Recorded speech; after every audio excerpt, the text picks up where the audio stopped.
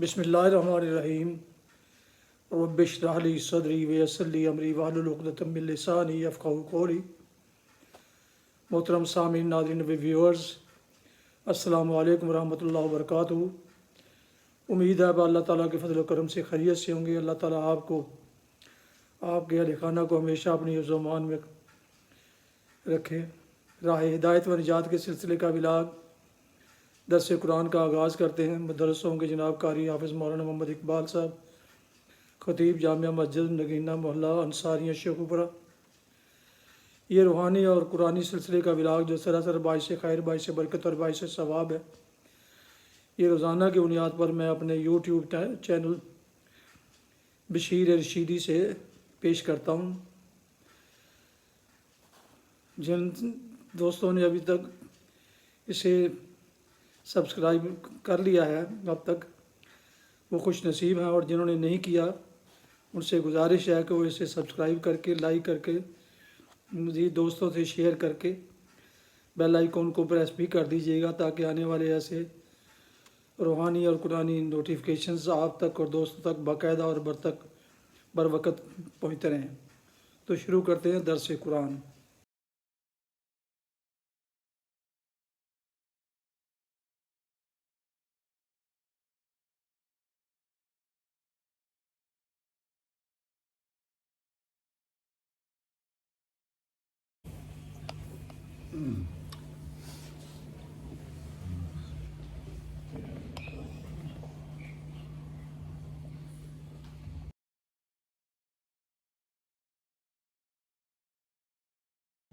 الحمد لله وكفى والصلاة والسلام على من لا نبي بعد أما بعد فأعوذ بالله من الشيطان الرجيم بسم الله الرحمن الرحيم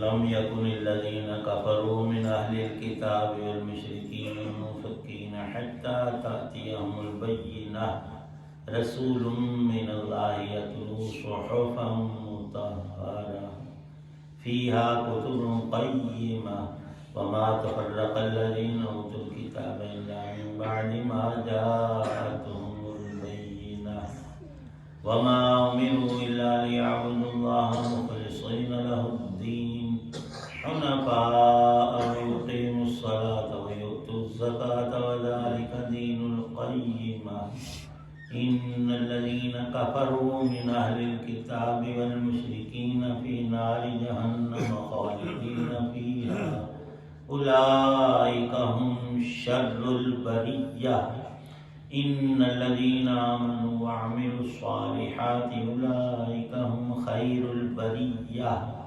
جزاؤهم عند ربهم جنات عدن تجري من تحتها الأنهار خالدين فيها أبدا رضي الله عنهم ورضوا عنه ذلك لمن خشي ربه صدق الله العظيم۔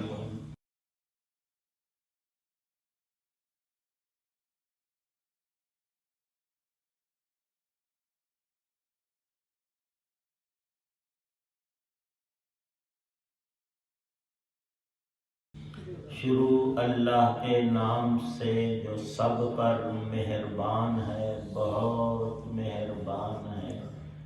مشرکین اور اہل کتاب میں سے جو لوگ کافر تھے وہ اس وقت تک باز آنے والے نہیں تھے جب تک ان کے پاس روشن دلیل نہ آتی، یعنی ایک اللہ کا رسول جو پاک صحیفے پڑھ کر سنائے جن میں سیدھی سچی تحریریں لکھی ہوں، اور جو اہل کتاب تھے انہوں نے جدا راستہ اسی کے بعد اختیار کیا جب ان کے پاس روشن دلیل آ چکی تھی، اور انہیں اس کے سوا کوئی اور حکم نہیں دیا گیا تھا کہ وہ اللہ کی عبادت اس طرح کریں کہ بندگی کو بالکل یکسو ہو کر صرف اسی کے لیے خالص رکھیں، اور نماز قائم کریں اور زکوٰۃ ادا کریں، اور یہی سیدھی سچی امت کا دین ہے۔ یقین جانو کہ اہل کتاب اور مشرکین میں سے جنہوں نے کفر اپنا لیا ہے وہ جہنم کی آگ میں جائیں گے جہاں وہ ہمیشہ رہیں گے۔ یہ لوگ ساری مخلوق میں سب سے برے ہیں۔ جو لوگ ایمان لائے ہیں اور انہوں نے نیک عمل کیے ہیں وہ بے شک ساری مخلوق میں سب سے بہتر ہیں۔ ان کے رب کے پاس ان کا انعام وہ سدا بہار جنتیں ہیں جن کے نیچے سے نہریں بہتی ہیں، وہاں وہ ہمیشہ ہمیشہ رہیں گے۔ اللہ ان سے خوش ہوگا اور وہ اللہ سے خوش ہوں گے۔ یہ سب کچھ اس کے لیے ہے جو اپنے رب کا خوف دل میں رکھتا ہو۔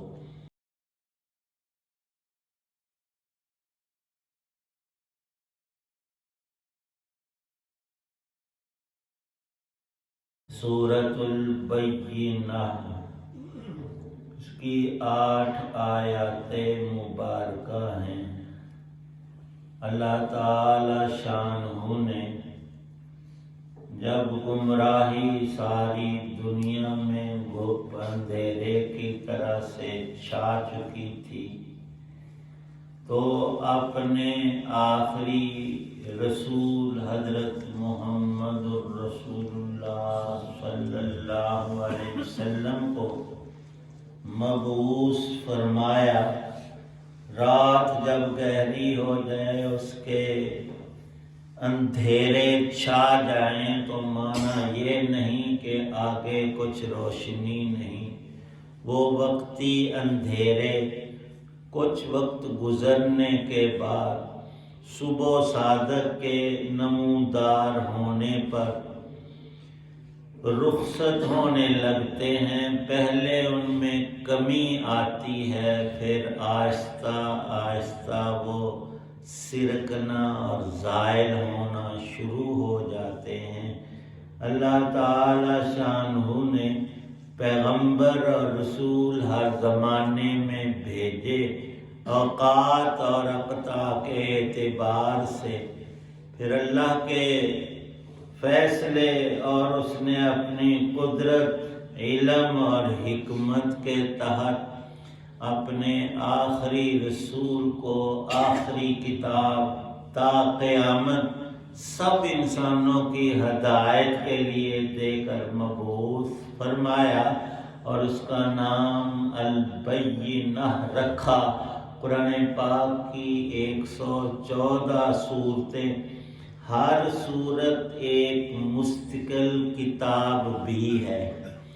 قرآن پاک کی ایک ایک صورت ہدایت کا ایک ایک پورا کامل ترین حصہ ہے۔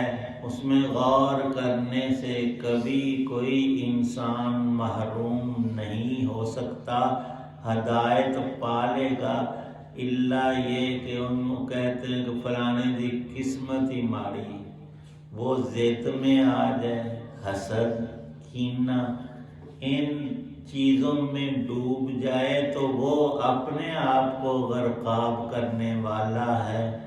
اللہ تعالی شانہ نے کفر و انکار، بت پرستی اور تمام باطل ادیان پر نبوت کا سورج طلوع فرما دیا۔ اب قیامت میں ایک انسان بھی یہ نہیں کہہ سکے گا کہ مجھے کسی نے راہ ہدایت بتائی نہیں، اللہ نے اس تک گھر بیٹھے پہنچائی ہے۔ اور یہ دور تو مزید آسانیوں کا ہے، حق کو تلاش کرنا بالکل اور آسان اور واضح تر۔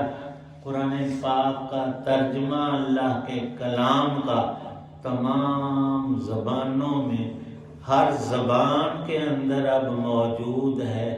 یہ جو ہم روزانہ قرآن پاک کی تھوڑی سی آیتیں ایک حصہ تلاوت کرتے اور پڑھتے ہیں، اس کا نام آسان ترجمہ قرآن، بڑے ہی محقق ہیں اور الحمدللہ پاکستانی عالم ہیں، مولانا محمد تقی عثمانی دامت برکاتہم۔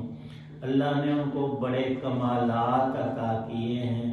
اردو کے تراجم بہت زیادہ ہیں، کئی حضرات نے مترجمین نے ترجمے کیے ہیں، لیکن سب سے لیٹسٹ یہ ترجمہ ہے، اور پوری تحقیقات اس میں ایک آسانی یہ بھی رکھی ہے، کئی تفسیروں میں اس کو مد نظر رکھا جس پر کسی بھی عاقل کو شبہ کی گنجائش نہ ہو۔ یہ بہت بڑا کمال اللہ نے انہیں عطا کیا۔ ایک ہے سوال ہو، اس کا جواب دے کر اسے حل کرو، ایک یہ ہے کہ سوال پیدا ہی نہ ہو۔ تو قرآن پاک کے تو معجزات ہی معجزات ہیں۔ یہ ترجمہ بہت ہی آسان، تحقیقی، سہل اور ممتنع، اور شک شبہ سوالات یہاں اٹھتے ہی نہیں کہ ان کو آگے پھر حل کرے، ایسے طرز سے اللہ نے ان کو توفیق بخشی۔ تو یہ سورۃ البینہ جو ہے، اس میں تمام کفر کا اور ہر باطل کا استحصال، اس کی جڑ کھیڑی گئی ہے۔ انسان کی ہدایت کے لیے اللہ کا یہ آخری کلام، یہ آخری انسان تک کے لیے خدا پاک کی اپنی حفاظت کے ساتھ موجود ہے۔ کفر کا عام معنی تو انکار ہے، اس میں اللہ کا انکار یہ بھی کفر ہے، اللہ کے سچے نبیوں یا کسی ایک نبی کا انکار یہ بھی کفر ہے، اللہ کی کتابوں اور کلام کا، اور اللہ کی جو ثابت شدہ باتیں ہیں۔ فرشتے اللہ کی ایک مخلوق ہیں، 7 آسمان اللہ نے پیدا کیے، جنت اور دوزخ اس وقت موجود ہے، ان کو اللہ تخلیق فرما چکے ہیں۔ حدیث پاک میں صراحت ہے، دوزخ کو جنت کو پیدا کر کے جبرائیل کو بھیجا کہ دیکھ کر آؤ، اور پوری تفصیل موجود ہے۔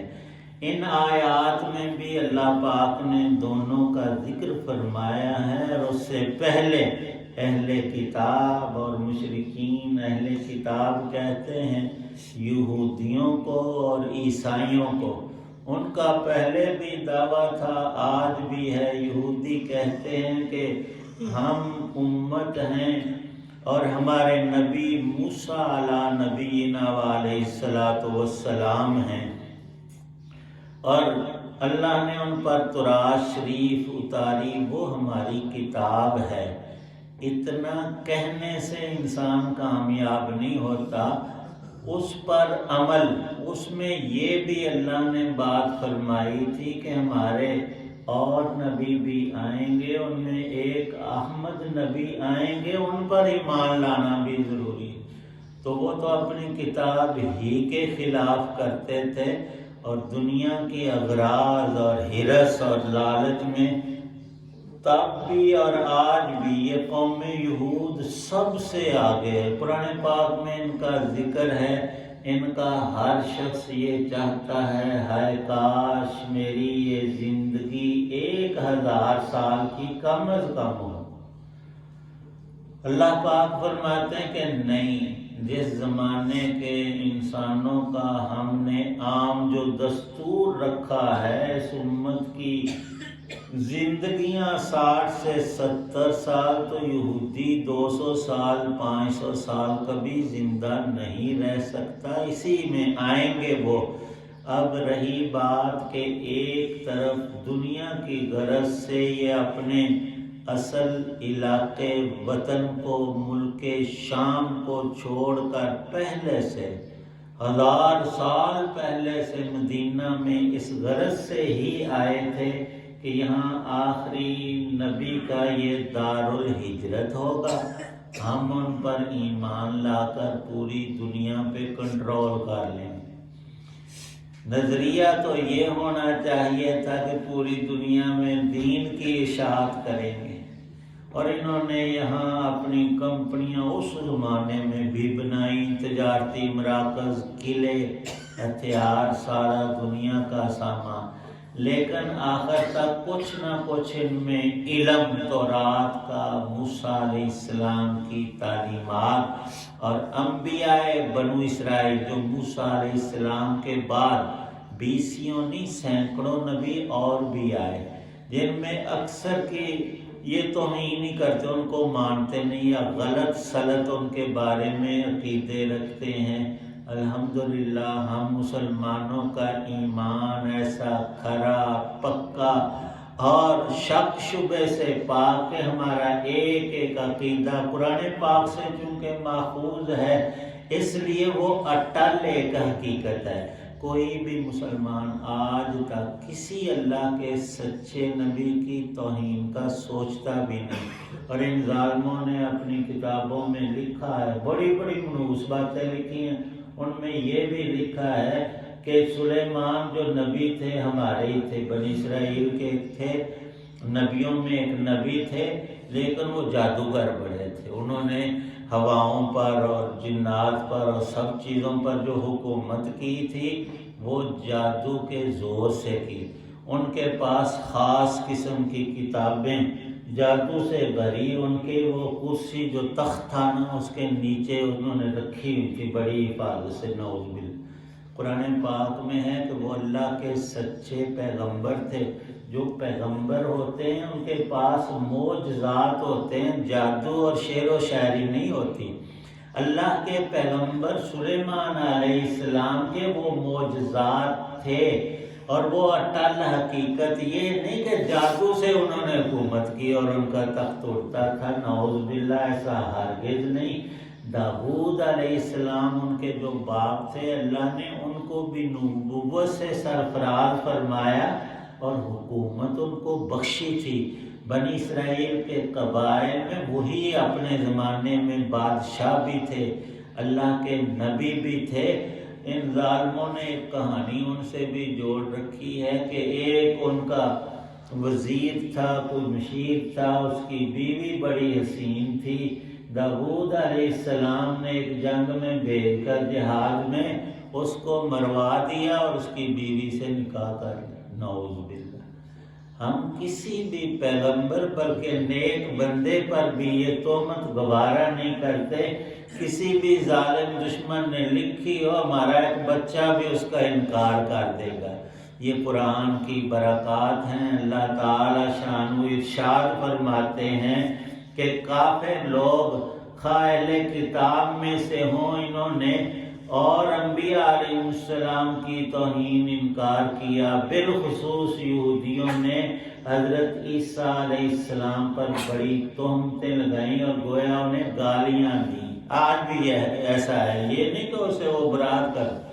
اور عیسائی جو تھے وہ بے شک عیسیٰ علیہ السلام کا نام لیتے ہیں، لیکن بعض زمانوں میں ان کی اصل کتاب جو تھی انجیل شریف وہ عدل بدل انہوں نے خود کر دی۔ ان کے بڑے جو تھے ان میں تقویٰ نہ رہا، لالچ اور حرص سے خود نبی پاک صلی اللہ علیہ وسلم کے زمانے میں وہ ایک حد کا مسئلہ آیا تو کہنے لگے کہ ان سے جی فیصلہ کروا لیتے نبی پاک صلی اللہ علیہ وسلم، اور دونوں پارٹیاں یہودی تھیں، تو ایک ذرا مالدار تھے لوگ اور دوسرے وہ غریب لوگ۔ مالداروں نے ان کا ایک عالم خرید کر اسے بڑی رشوت دے کر، جیسے ہم ججوں سے فیصلہ کروا لیتے ہیں کچھ کا کچھ رشوت دے کر، تو وہ نبی پاک صلی اللہ علیہ وسلم کی خدمت میں انہیں لے کر جا رہے ہیں اور وہ کتاب ساتھ لائے ہیں انجیل شریف، اور ان کے کچھ لوگ اور ان میں کچھ عالم بھی تھے، وہ مسلمان ہو چکے تھے، جیسے عبداللہ ابن سلام۔ تو نبی پاک صلی اللہ علیہ وسلم کو لا کر کتاب دکھا رہے ہیں، ایک دو سطریں دکھا رہے ہیں، باقی پر ہاتھ رکھا ہوا، جو مطلب کا کام تھا وہ اوپر آدھی بات وہ تو دکھائی دی۔ یہ ہماری تورات میں لکھا ہے کہ شادی شدہ زانی کو صرف کوڑے لگیں گے۔ اگلی بات غیر شادی شدہ کو، تو ہماری کتاب میں صرف کوڑے ہی ہیں، رجم کی سزا نہیں، پتھر مار کر ہلاک کرنا نہیں۔ یہ تو تھا غیر شادی شدہ۔ اب ظاہر ہے عقل بھی کہتی ہے کہ مسئلے دو ہیں، ایک ہے غیر شادی شدہ نے یہ کام برا کیا، زنا کا، مرد یا عورت، اور ایک یہ ہے کہ شادی شدہ ہونے کے باوجود یہ گندا کام کیا۔ تو ان کی شریعت میں بھی اصل کتاب میں اب تک حکم یہی لکھا تھا کہ شادی شدہ زانی پر زنا اگر ثابت ہو جائے تو اسے سنسار کیا جائے، اس پر ہاتھ رکھا ہوا ہے۔ تو عبداللہ ابن سلام اسی مجلس میں ہیں، انہوں نے کہا کہ یا رسول اللہ صلی اللہ علیہ وسلم، یہ یہودی دال لگانے کی کوشش کر رہا ہے، آدھی عیب دکھا رہا ہے اور پورا مسئلہ اوپر اس نے ہاتھ رکھا، ہاتھ اس کا ہٹاؤ گے تو آگے یہی مسئلہ موجود ہے۔ تو جو نبیوں کے سامنے ایسا تھا، ان کا علم کیسے محفوظ رہتا؟ اللہ پاک فرماتے ہیں وہ سچے علوم تھے، وہ سارے ہم نے قرآن میں منتقل کر دیے، وہ ضائع نہیں ہوئے، اور مزید اصول تا قیامت آنے والے ان سب کو اللہ نے قرآن میں رکھا ہے، اور قرآن اللہ کی حفاظت میں موجود ہے۔ اب جو بھی انکار کرے، اصل حقیقت سے انحراف کرے، وہ کافر ہے، اور کافر کا معنی انکار کرنے والا۔ یہ جو یہودی ہیں یہ کافر ہیں، قرآن میں اللہ پاک نے خود فرمایا ہے، عیسائی کافر ہیں۔ یہ سچے نبی، سچی کتاب کا، اللہ کے کلام کا انکار کرتے ہیں۔ ان کو مان لیں گے تو یہ مومن ہو جائیں گے، نہیں مانیں گے تو اللہ نے فرمایا اولئک ہم شر البریہ، ساری مخلوق میں جو منکر انسان ہے، اللہ رسول کا، قیامت کا، حساب کتاب کا انکار کرنے والا، وہ شر البریہ، سب میں بدترین ہے۔ کیوں؟ اس کے لیے آخرت میں ہمیشہ کی سزا ہے، کبھی اس کو نکلنا اور اس کے نکالنے کا مسئلہ پیش نہیں آئے گا۔ جس کے اندر ایمان ہے اور اعمال صالح بھی کر رہا ہے، اس کو دو خوشخبریاں ان آیات کے آخر میں، سورت کے آخر میں اللہ نے ارشاد فرمائی کہ ہم تمہیں باغ و بہار اور لطف والی زندگی جس میں کوئی کانٹے کی خلش تک بھی نہیں ہوگی، ہمیشہ ہمیشہ کی عزتوں کے ساتھ داخل کر دیں گے۔ وہ راحتیں، نعمتیں منقطع ہونے والی نہیں، ختم ہونے والی نہیں، اور نہ انسان کی زندگی گزرنے والی اور بڑھاپا آنے والا، ایسی بات نہیں۔ اور دوسری بات ارشاد فرمائی کہ اللہ جنت میں اہل ایمان کو اپنی رضا عطا فرمائیں گے، اے میرے بندو میں تم سے ایسا راضی ہوا ہوں کہ کبھی بھی ناراض نہیں ہوں گا۔ اور یہ نعمت جب ملے گی تو جنت کی نعمت بھی ہیچ ہو جائے۔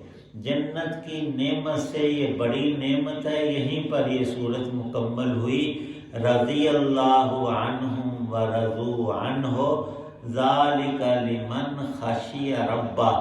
ایمان انسان کے دل میں رب کا خوف لاتا ہے۔ اے بندے، برے کام، برے عقیدے سب چھوڑ دے، اچھا ہو جا، اچھائی تمہیں بھلائی ملے گی، دارالسلام پہنچو گے اور اللہ کی ہمیشہ کی سلامتی نصیب ہو جائے گی۔ اللہ پاک ہم سب کو نصیب فرمائے۔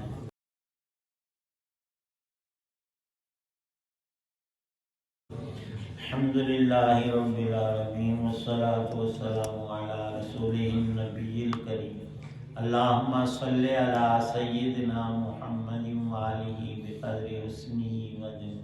یا اللہ پاک سب بیماروں کو تندرستی عطا فرما، ہم سب کی پریشانیاں دور فرما، دین کی سمجھ عمل کی توفیق عنایت، قرآن پاک کا نور نصیب فرما۔ یا اللہ پاک جتنے مظلوم انسان ہیں سب کو ظلم سے نجات عطا فرما۔ فلسطین، غزہ، کشمیر، جہان میں جہاں جہاں ظلم ہو رہا ہے، یا اللہ عدل کا، اپنے قرآن کا، ایمان کا بول بالا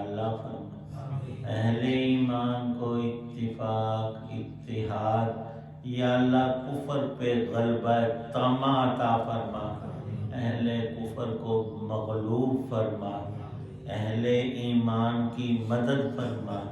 جتنے بھی اہل ایمان دنیا سے چلے گئے، خاص کر ہم سب کے والدین میں سے آباء و اجداد، اہل تعلق، مرد عورت، چھوٹے بڑے، سب کی بخشش فرما، جو بخشے ہوئے ان کے درجے بلند فرما۔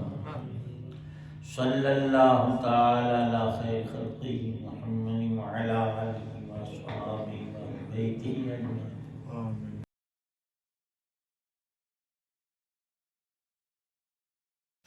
یہ تھا راہ ہدایت و نجات کے سلسلے کا ولاغ درس قرآن۔ آج کے درس میں سورہ البینہ کی 8 آیات مبارکہ کی تلاوت، ترجمہ اور تفسیر بیان کی گئی۔ مدرس تھے جناب مولانا محمد اقبال صاحب، اور اسے روزانہ کی طرح میں نے اپنے یوٹیوب چینل بشیر رشیدی سے آپ کی خدمت میں پیش کیا۔ ایک دفعہ گزارش ہے کہ اگر آپ نے اسے چینل کو ابھی تک سبسکرائب نہیں کیا تو ضرور سبسکرائب کر کے، شیئر کر کے، دوستوں سے لائک کر کے بیل آئیکن کو بھی پریس کر دیجیے گا، تاکہ اس طرح آنے والے روحانی اور قرآنی ولاگز جو سراسر باعث خیر، باعث برکت اور باعث ثواب ہے، ان کے نوٹیفیکیشنز آپ تک اور دوستوں تک باقاعدہ اور بر وقت پہنچ سکے۔ اللہ تعالیٰ آپ کا حامی و ناصر ہو، اللہ تعالیٰ آپ کو، آپ کے خانہ کو ہمیشہ اپنی حفظ و امان میں رکھے، آمین۔ بہت خیال رکھیے گا اپنا بچوں کا، اور دعاؤں میں پیارے وطن، والدین، دوستوں، احباب کے علاوہ اس ناچیز کو بھی ان میں شامل فرمائیں تو انتہائی شکر گزار ہوں گا۔ یہ ولاغ ختم کرتا ہوں آج اس دعا کے ساتھ کہ آپ کے خانہ جہاں بھی رہے، خوش رہے، آباد رہے، شاد باد رہے، آمین۔ السلام علیکم ورحمۃ اللہ وبرکاتہ۔ پاکستان زندہ باد، اللہ حافظ۔